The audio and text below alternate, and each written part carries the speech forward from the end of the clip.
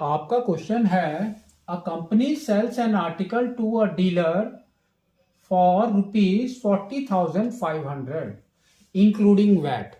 The dealer sell it to the some other dealer for ₹42,500 plus tax. The second dealer sell it to a customer at a profit of ₹3,000 if the rate of sale tax under VAT is 8%. Find the cost of article excluding VAT to the first dealer. Second question is total tax paid to the government, and third is the amount paid by the customer. अब देखो इसने क्या बोला है वैसे हम लिखते हैं। सबसे पहले कंपनी है ना,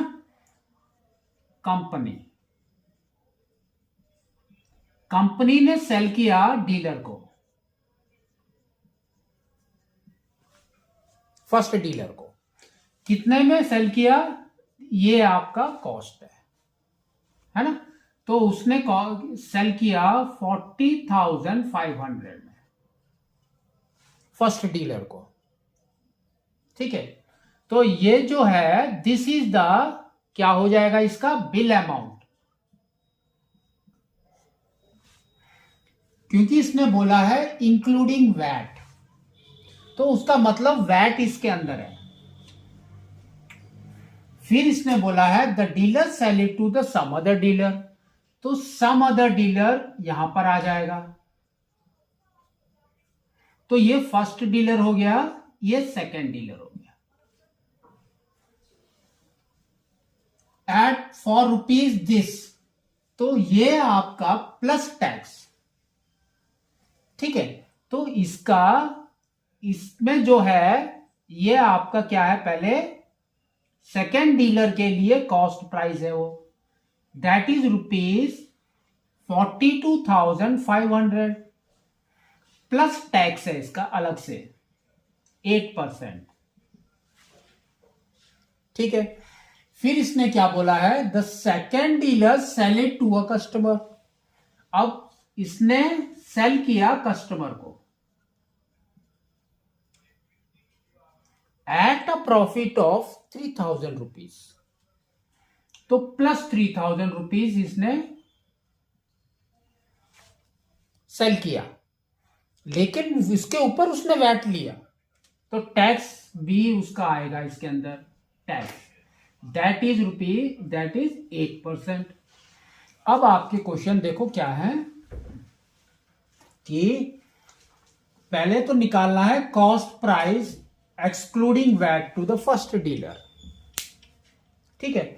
तो ये तो बिल अमाउंट है, तो सपोज इसने खरीदा था, जो कॉस्ट प्राइस था दैट इज एक्स, तो फर्स्ट डीलर, तो फर्स्ट डीलर का CP cost is ₹X, x और वैट इज 8% ऑफ दैट, दोनों मिला के दैट इज ये, तो आपका क्या आएगा x plus 8/100x that is equal to 40500, तो ये हो गया आपका 108x/100 इज इक्वल टू 40500, ठीक है। तो इसको यहां पर लेकर जाएंगे और 108 के साथ डिवाइड कर देंगे, तो ये हो जाएगा x is equal to 40500 into 100/108, तो देखो 9 से जा रहा है ये, तो ये हो गया 1 2 12, ये भी 9 से जा रहा है, तो ये हो गया आपका 40 that means 4 times is 36, 45 that means 45 that means 5 times, ये हो गया है ना। अभी इसको 12 से डिवाइड करना है आपको, तो पहले हम 3 से कर देते हैं, तो 3 से किया तो ये हो गया 4 और ये हो गया 1 and 500, अभी इसको 4 से कर दो, तो ये हो जाएगा आपका 3 टाइम्स इज 12, फिर 30 आ गया, दैट मीन्स 7 फिर 2 बच गया, 2 0 20, दैट मीन्स 5 टाइम्स, और ये 2 0। तो उसका जो कॉस्ट प्राइस था वो इतना था 37500 विदाउट टैक्स। ठीक है, अब उसने उसके ऊपर टैक्स, फिर सेकंड क्वेश्चन आपका है कि गवर्नमेंट को कितना टैक्स पे किया, तो 1 बाय 1 निकालते हैं। तो इसको हम लोग लिखते हैं यहां पर 37500 विदाउट टैक्स, टैक्स के साथ he has paid this much. ठीक है, अब सेकंड वाले में सेकंड डीलर ने कॉस्ट प्राइस इतना लगाया, that means he had taken how much, 200 rupees profit, उसके ऊपर वैट लगाया है। तो सेकंड डीलर का, जो सेकंड डीलर है उसने कितना टैक्स दिया, किसके ऊपर दिया, तो second dealer,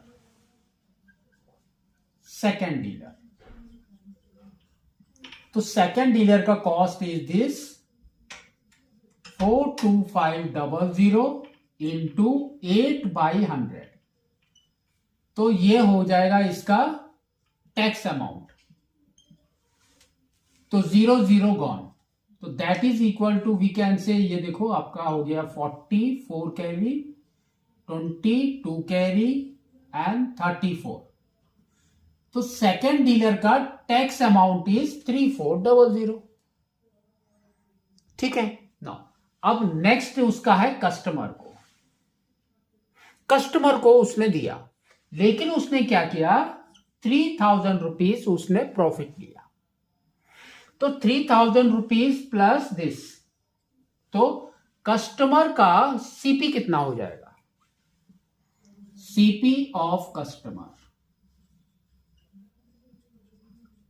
it will be कितना, 4250 प्लस 3000 इज 45500। ठीक है, अब इसके ऊपर टैक्स दिया है तो टैक्स अमाउंट निकालेंगे। तो tax amount that is equal to 45500 into 8/100, 0 0 gone. तो ये आपका आ गया 44 कैरी, 40 44 4 कैरी, 32 36। तो ये हो गया टैक्स अमाउंट कस्टमर के लिए। तो टोटल पहले हम निकाल देते हैं the amount paid by the customer, है ना।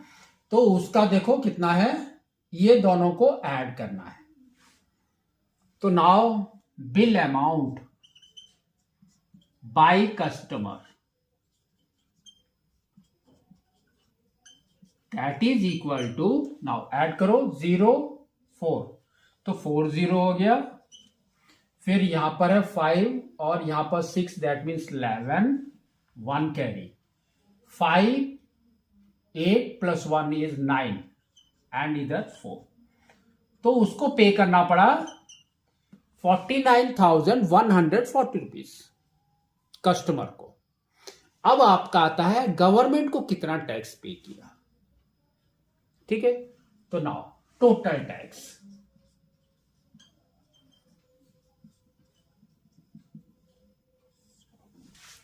तो टोटल टैक्स आप कैसे निकालेंगे, क्या क्या चीज है।